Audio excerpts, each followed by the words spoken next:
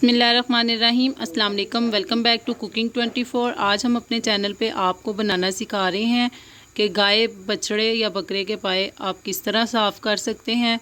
जैसा कि आप सब जानते हैं कि ईद उल अज़हा पास आ रही है, तो मैंने सोचा क्यों ना आपको एक ऐसी वीडियो बना के दिखाई जाए जिसे देखने से आप घर में आसानी तरीके से पाए साफ़ कर सकें। अक्सर लोग इस झंझट से बचने के लिए अपने घर की कुर्बानी के पाए वगैरह घर पर नहीं पकाकर खा सकते कि किस तरह से इन्हें साफ़ किया जाए, या साफ़ करने वालों के रश की वजह से वो बनवाते नहीं हैं।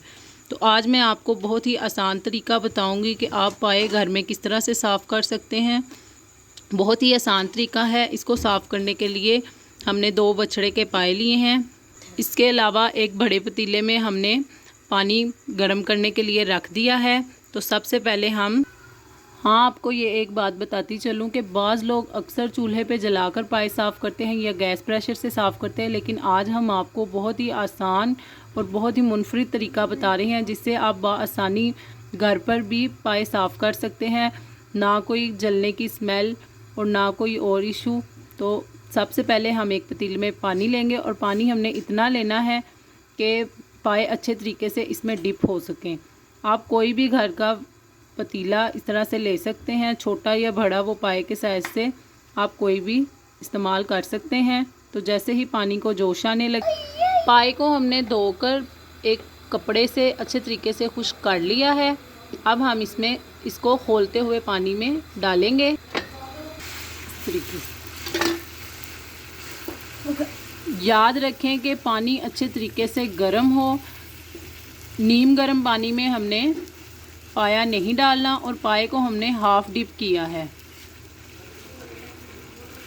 चंद सेकंड डिप करने के बाद अब हमने इसे निकाल दिया है और इस तरह से नोक वाली छुरी के साथ हम इसे साफ़ करेंगे। याद रखें कि छुरी का इस्तेमाल आपने नोक वाली छुरी का करना है, उससे आपका पाया बहुत अच्छे तरीके से साफ़ होगा। एक तरफ से साफ करने के बाद अब हमने पाया दूसरी तरफ से चंद सेकंड के लिए डिप किया है और अब हम इसे फिर से निकाल कर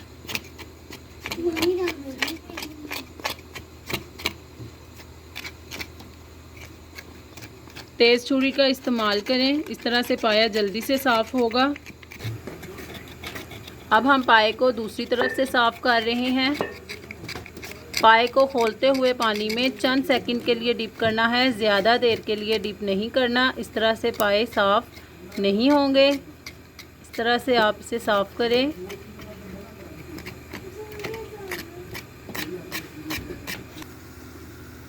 फिर से हम इसे खोलते हुए पानी में डाल दिया है। छुरी की नोक से साफ़ करना है, इसे इस तरह से दरमियान से।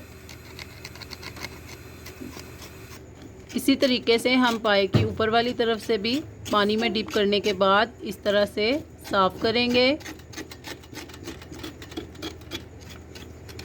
ये देखिए कितनी आसानी से इसके बाल उतर रहे हैं। बहुत ही आसान तरीका है।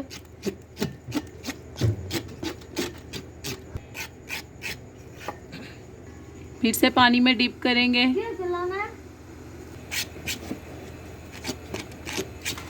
ये देखें बाल कितनी जल्दी और कितनी आसानी से उतर रहे हैं बगैर किसी झंझट के।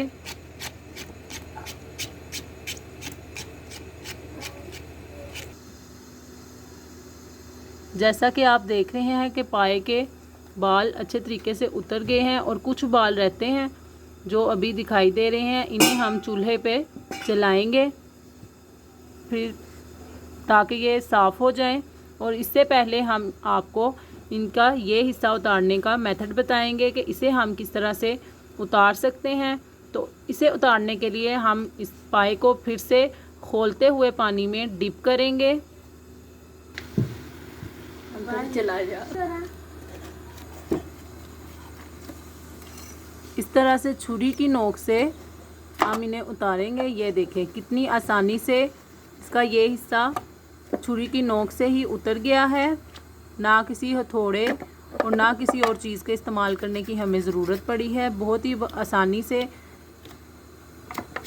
2 से 3 मिनट हमने डिप किया है और आसानी से इसका ये हिस्सा उतर गया है। अब हम इसके बाकी के बाल साफ़ करेंगे।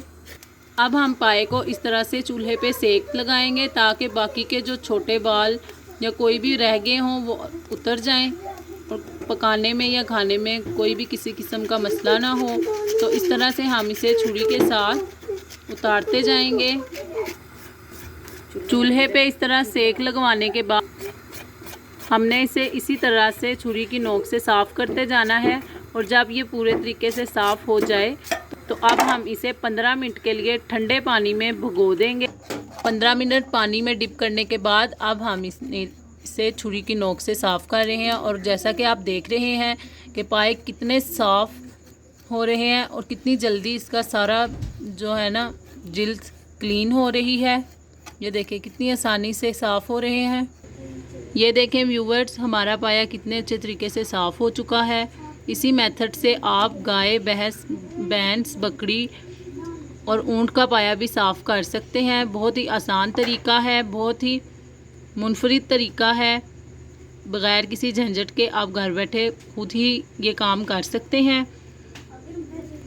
इसी के साथ आपको एक टिप बताती चलूँ कि ये मेथड आप ताज़ा पाए बआसानी से इस तरीके से आप साफ़ कर सकते हैं और अगर फ्रिज के या बासी पाए हों तो वो कभी भी उबलते हुए पानी में नहीं होंगे, बल्कि आपको उन्हें चूल्हे पर ही साफ़ करना पड़ेगा।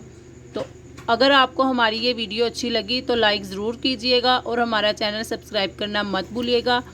तो अगली वीडियो तक के लिए अल्लाह हाफिज़।